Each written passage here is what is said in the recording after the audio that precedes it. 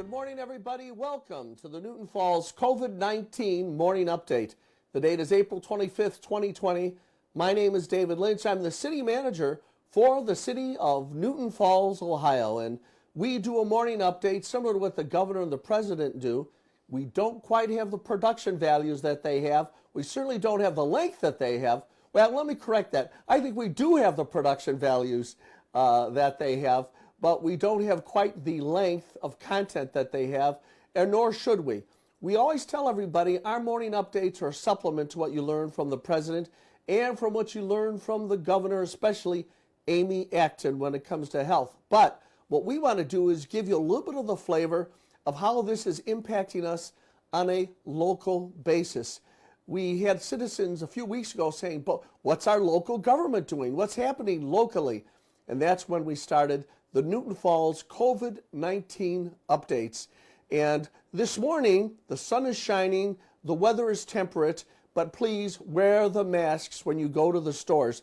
Newton Falls has a lot of active retail activity happening at the IGA and happening at the Shop and Save, happening over at the Dollar General store, happening especially over at the Rite Aid in Newton Falls.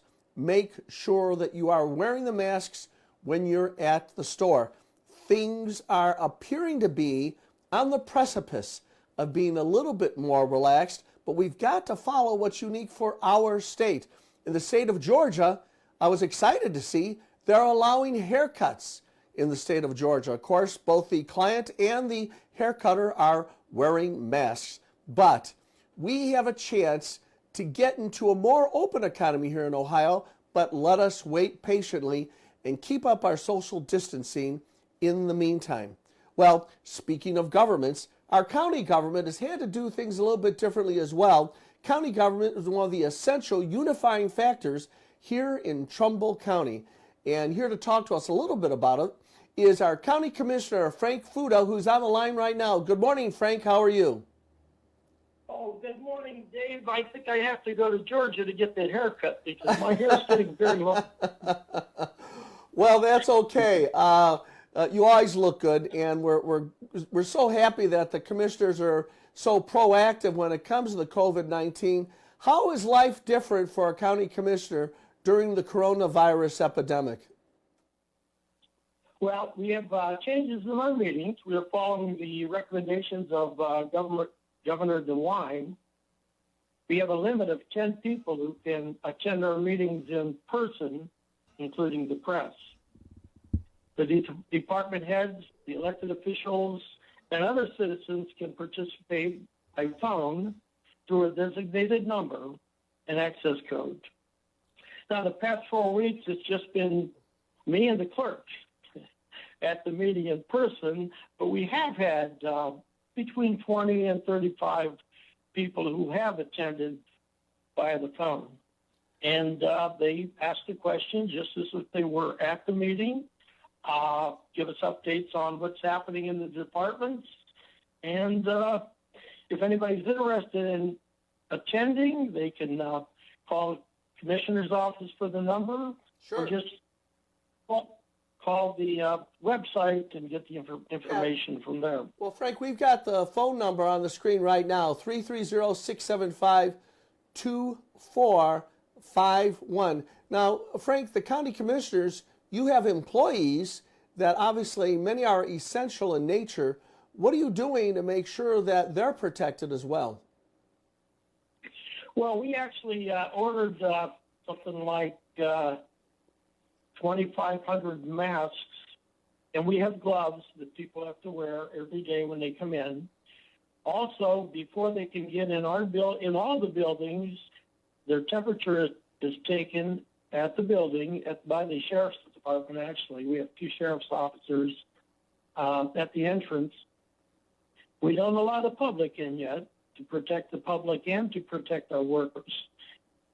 If the temperature of a person is too high, we turn them away. They have to go back home, and when their temperature comes down, they can come back.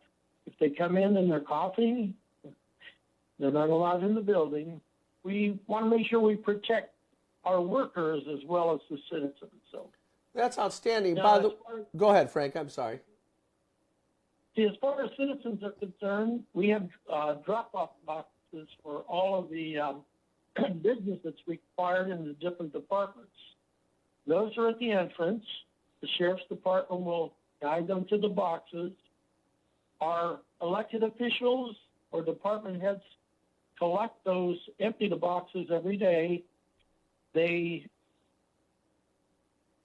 look at the information, take care of the business as normal, and actually it's working out real well. We actually have some increases in revenue in some of our departments, even though we don't have people coming into the building.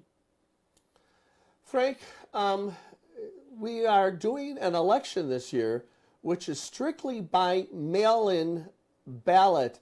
How has that changed the game of politics here in Ohio? That's got to be very unusual. Yeah, that is unusual, and it's very confusing because of the changes that went from March to June to April. And I've been getting plenty of calls concerning that. I direct them to the Board of Elections, or I actually make the phone call to the Board of Elections and try to help the people in any way I can. Many people were still confused last week. They thought there was going to be an election day. Oh, my goodness. Next Tuesday they're going to be able to go out and vote. Now, we're hoping that people are getting their absentee ballots in time. I know it took me over a week and a half to get my ballot back so that I can vote last Monday. That is something. Frank, I'm going to touch upon something that is somewhat personal to the county government and county government employees. I'm not going to mention a name in any way, shape, or form because we want to protect all the HIPAA laws. But county government was touched by the COVID virus in a way that's much more personal to other government organizations because you actually had a county employee, and only speak in general terms, Frank, but you had a county employee who got the COVID and passed away, I believe. Yes, that's true. Someone in our maintenance department, and it's been on the news. He's been on the news. Yeah. The entire family had it. What we did, we actually took anyone who worked around that person and had symptoms, and we isolated them for 14 days. Fortunately, no one else who was tested was tested positive, so it worked out pretty well for us. Well, that really did touch the family of county government. Speaking of personal, Frank, how has the COVID-19 affected your family personally? Well, it's unusual for me to spend so much time watching television or working. We've been very fortunate. We've had some good weather. I've been able to do a lot of work around the house. My wife, who has breathing problems, it's important that I don't bring the virus home to her. Sure. Because with her breathing problems, it would really be a problem. All right, so you're hanging around the house a lot, and the county commissioner has been able to knock off or check off what's on your honey-do list. Am I saying that right? Yeah, we have plenty of those. I'm at the office every day though, so I get there about 8 in the morning. I take all the phone calls from the citizens. We're still doing business in the commissioner's office. I have calls from people throughout the cities and townships. We're very fortunate. Our city and township administrators and their workers are very cooperative, and I'm able to get a hold of them quickly and take care of the problems. We're still doing business like we did before as far as the commissioners are concerned. Well, really, our girls they've been working so hard. They come in early in the morning. Some of them have to come in on Sundays because the load is pretty heavy right now. I bet. Well, listen, County Commissioner Frank Fuda, thank you so much. Thanks for being there. You've given us a great sense of confidence in our local county government, and peace to you and good health to your family. Have a great weekend, Frank. You too, and if you need me for any reason, feel free to call me at the office. You can count on that. Well, that was Frank Fuda, County Commissioner here for Trumbull County. A lot of times people don't realize that the county government is a very important level of government. They think about their municipal government and their state and federal government. Meanwhile, the county government is a very important level of government here in the state of Ohio. Well, I'm going to go somewhat into the commentary editorial area right now because I'm going to mention something that's been going on here in Newton Falls. A little while ago, I would say about a week and a half or so ago, actually almost 2 weeks now, it was Easter Sunday morning when I did an interview with a trucker who did not want to be identified because he was talking about very positive issues, but also was offering some commentary about what was going on in the state of Pennsylvania. And there were some negative things he said about the way Pennsylvania was treating truckers. So the trucker I interviewed from Newton Falls said, I don't want to be identified. I don't want them to know my name or who I am. So we picked an alias name. The name was Art Jones, and we used somebody else's picture so that no one would know who that trucker is. It was strictly done in order to make sure that this person was identified because he did drive a truck in the state of Pennsylvania and he was concerned. There was no intention to defraud anybody. There was no intention to create any sense of deceit or a fraud upon the people of Newton Falls. Unfortunately, some people, mostly keyboard warriors. In fact, I've gotten no phone calls of complaints about this. And I've gotten no emails of complaints about this. But meanwhile, some of these keyboard warriors are trying to treat this event as if it was the greatest scandal since the days of Watergate. Well, that's ridiculous. And I want to say to those keyboard warriors, lighten up. You need to have a little bit of a sense of humor because it has been somewhat entertaining how over the top you've been in your complaints about this event. As a result of that, we've done a little bit of video ourselves to address the ridiculous nature of this conspiracy theory.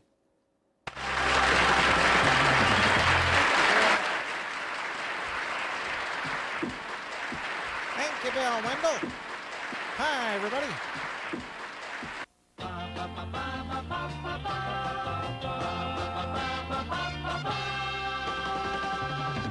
Number one, what is your name, please? My name is Art Jones. Number two. My name is Art Jones.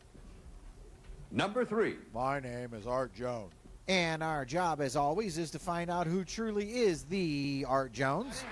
Well, we have almost gone out on a limb. We've got 3 ones. We've got 1 3. The votes are in. Will the real Art Jones please stand up? Famous scandals is the category, and here's the clue. This conspiracy theory is considered the most ridiculous theory in modern times.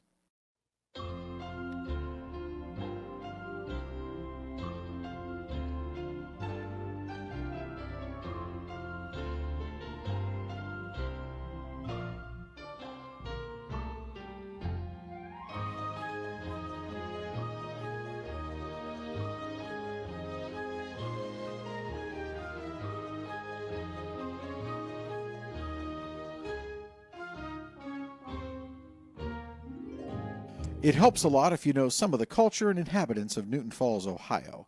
We will start with you, Ken. You had $6,600 and you wrote down, what is Who Shot JR? No, that's not correct. And it's going to cost you $6,000 and you dropped to $600. And that takes us to Steve. Will he come up with the correct answer? Steve wrote, what is faked moon landings? No, sorry, that is not correct. And Steve wagered a big $15,400. You wind up in second place. Let's check Mark's answer.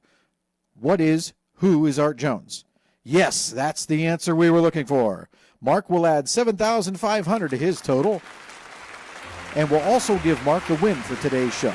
This conspiracy theory is considered the most ridiculous theory in modern times. Mark has a 2-day total of $59,499. Good game. Strange finish, gotta pay attention.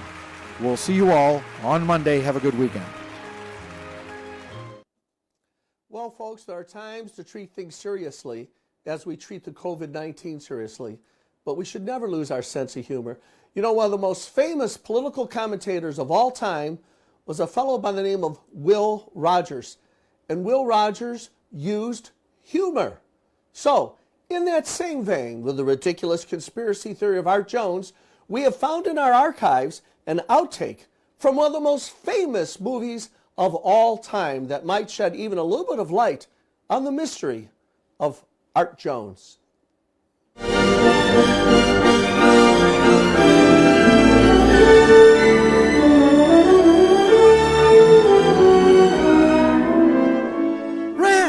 Brad, you simply got to do something about this terrible mystery of Art Jones.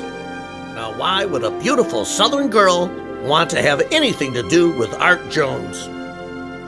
Frankly, Patty, I don't give a damn.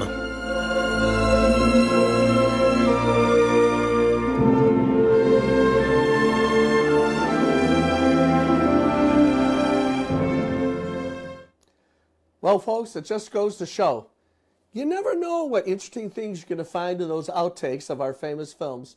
And that brings to an end, again, another episode of the COVID-19 update for the city of Newton Falls here for April 25, 2020. Remember, folks, wear those masks. Wear them when you get into the stores. It's okay if you're inside, you keep your social distancing. But when you're in the store, wear those masks. In addition to that, stay in prayer. The good Lord is still working on us and helping us be safe and protecting us from the COVID-19. But we've got to ask Him for help as well. Well, as I say at the end of each one of these editions, God bless America and God bless the city of Newton Falls.